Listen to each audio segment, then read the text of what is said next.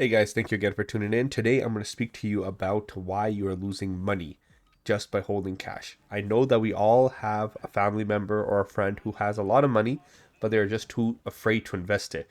Well, send this video to them because I'm going to tell you why they will lose almost everything if they do nothing. If you had $100 in 1995, so 30 years ago, you had $100. It's a lot of money. Today, even $100 is a lot of money. However, do you know that the equivalent of of if you were going to buy groceries, the equivalent of $100 worth of groceries in 1995 is $210 today. So you could have bought the same groceries for $100 that you can buy for $210 today. That's crazy. That means you've lost over 50% of the purchasing power of each dollar. Now, I want to put this into a little bit more of a situation. The equivalent in actual today's money, all right, so is $47. So if you held on to a $100 note today, it would be worth $47. That's why over 50% of the entire investment has been lost because it's been eaten up by inflation. At 2.5% only for 30 years. That's regular inflation. So thinking about this, you have to understand. You're like, hey, but the groceries are gonna get more expensive. My dollar is gonna lose value. How do I protect myself against this? Well, if you just invested that $100 instead of saving it, do you know what would have happened? In 30 years up to today with the returns, you would have had $1,744. That's a 17 times hike. So inflation would have pretty much made your money cut in half versus if you invested it, you would have had 17x your original investment. Do you understand that the only way to get ahead is investing?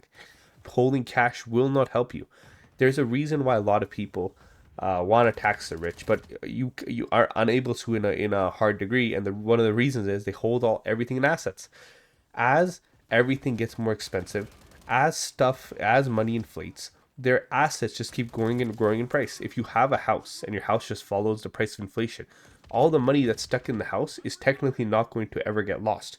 See, because it's an asset. Now we can always go into the conversation if a regular house versus like a home you live in versus an investment property is an asset, but that's a conversation for another time.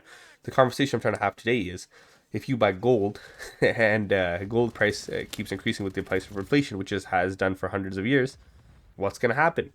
Your money will continue to at least protect itself. Now, if you don't want to just protect itself, you want it to grow, which means you want more purchasing power. You're going to be needing to actually invest it into something that has the potential for growth. I'll give you a statistic. So now this is not 100%, but it's pretty accurate. Check how much 10 bars of gold would have bought you back 100. Check about 30 years ago, 40 years ago. You're gonna be surprised that to buy around a house, you needed about 10 bars of gold. Do you know roughly today it's the exact same amount? Now, don't quote me on that because I don't know the exact statistic. This is just a statistic I knew a few months ago, but I don't have the exact a number on my head of how many bars it was. But if you check the price, it would have stuck around the exact same, which the price of a house then versus the house of price now, you'd be able to buy it just because your investment in gold would have continued to fight inflation the exact same way. And of course, it's been beating inflation. Like, it's not a bad investment. Gold is not a bad investment, of course. I hold gold myself. However, if you hold large quantities of it, you're also not getting the best return for your investment. And that's what you have to understand, right? So the thing is, when you get to the conversation of what's the best investment, you're already in the right track because you're already looking for ways to diversify your portfolio or to make investment income. Versus if you're still on the fence about investing altogether, you're in the wrong boat and you're losing money every single day you're not investing. And myself, I have an aunt who has almost 200 grand of cash. And every time we meet, she always tells me, I should have bought a house. I should have bought a house. It doesn't matter anymore. You're not going to get that time back. It doesn't matter if you didn't buy a house. You need to do it now, though. Obviously, I always recommend for if you want to buy a house, just make sure you can afford it. If you can afford it, you can afford the down payment, monthly payments, everything is good. Then buy the asset. But you don't need to. If you can't afford it, you can buy stocks. You can buy any other asset class you prefer. You can buy REITs and still hold real estate. There's so many ways for you to be able to hold money, make money. That this is not even a question of if you should invest; it's a question of where should you invest. And so, if you are on the fence, please understand that portion that if you just hold your money, 30 years you will look back on it and your money will not have done anything for you. But if you had invested, you would have easily, like if even if you wait 5 more years from the 30, you would have 34x your entire investment. And if you just continue to invest, you're just setting yourself up for success.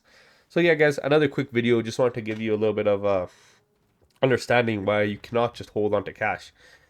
It's not a good. It's never been a good idea. It's not a good idea now. But yeah, thank you so much for tuning in, guys. Talk to you soon. Enjoy the rest of your day. Bye bye.